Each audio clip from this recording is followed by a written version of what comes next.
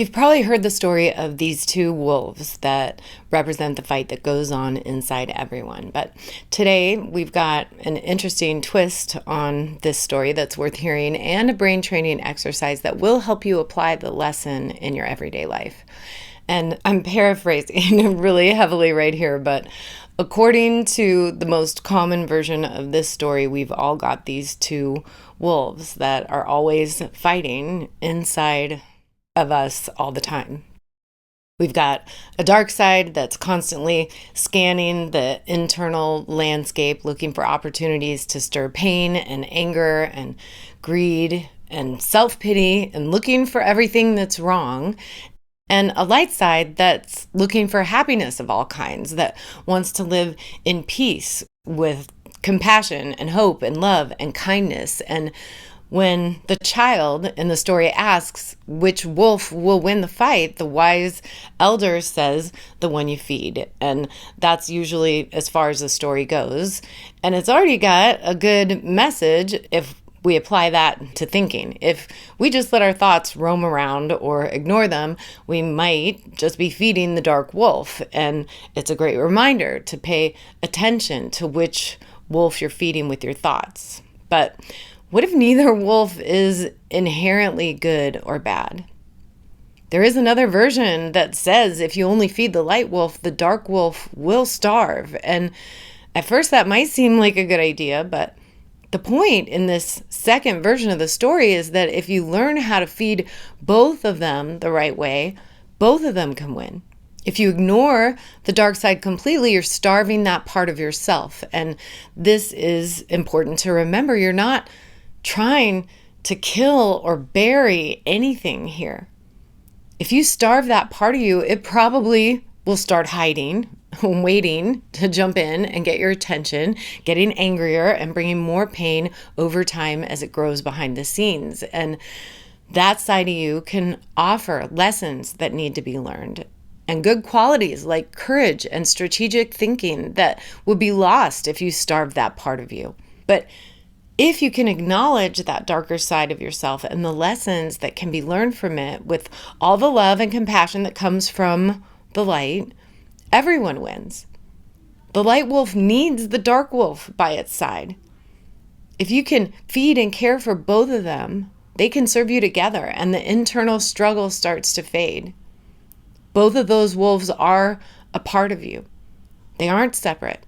And you can make a conscious choice to interact with all of those opposing forces inside you in a healthy way. And that's what this brain training exercise is for.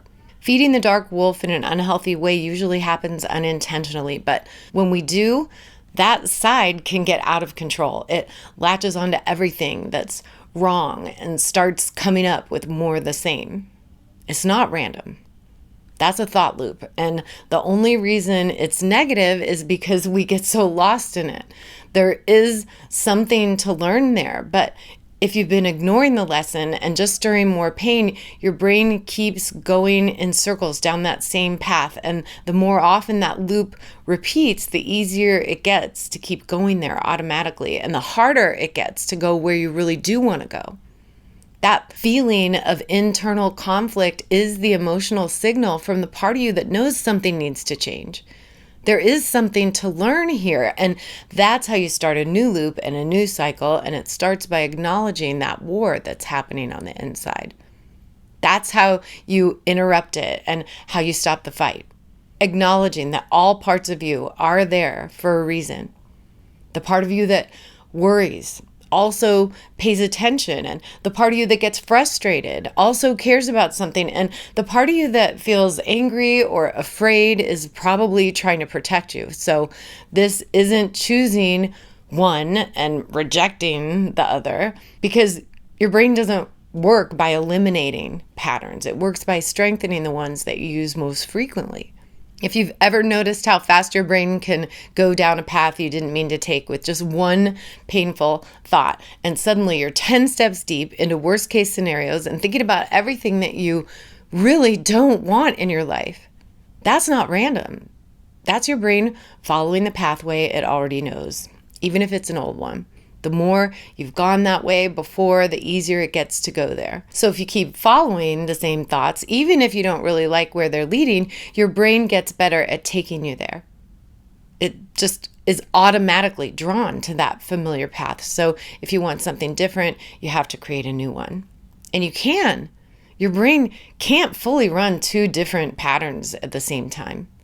When you intentionally choose a different direction, you interrupt the old pattern and start strengthening something new. So when you notice the old thought loop and catch yourself starting to go down a thought path that doesn't feed what you want in a healthy way, hold up 2 fingers and make the peace sign. Tell yourself, no more fighting. You're just acknowledging what's happening inside your head, telling yourself there are different parts of me that need my direction here. Different pulls, different directions. You're just observing the thoughts that take you in those opposing directions and labeling them as best you can, taking a few slow, deep breaths to consider anything that you might need to learn from that internal conflict and choosing the direction that feeds all parts of you in a healthy way. And you make a conscious choice to create more light in your life with a gesture that we're using as a physical anchor point for making healthy choices and feeling alive. Bringing those 2 parts together and pointing in the direction that you want to go. This is Prana Mudra. It's the gesture for creating more positive energy and the energy of life. And you can do that right now, not by ignoring part of yourself. You're including all of it and feeding all of it with something that is good for you by sending your thoughts off in a better direction. And there's something big happening in your brain when you do this. When you combine movement and touch with some slow, deep breathing, you activate the motor, sensory, and parasympathetic systems to interrupt the old pattern. Your nervous system slows down, reducing stress and reducing the conflict, and that pulls your brain out of the repetitive loop, even if it's just for long enough to get into the present moment where you can see clearly. It creates space for something new to grow, and in that space you have a choice, and it's a decision that you're making over and over again. And there's one more really important part that brings it all together. You're always planting seeds for what's about to grow in your life. And you do want to be intentional about the seeds that you're planting. You need to remind yourself that those seeds are reaching for the light even before you can see them breaking through the surface. So you need to pay attention to what's not serving you anymore and weeding out unhealthy thoughts. And when you've got that anchor point set in the right place, you make those seeds special, you give them water and sunlight, and you can make them grow.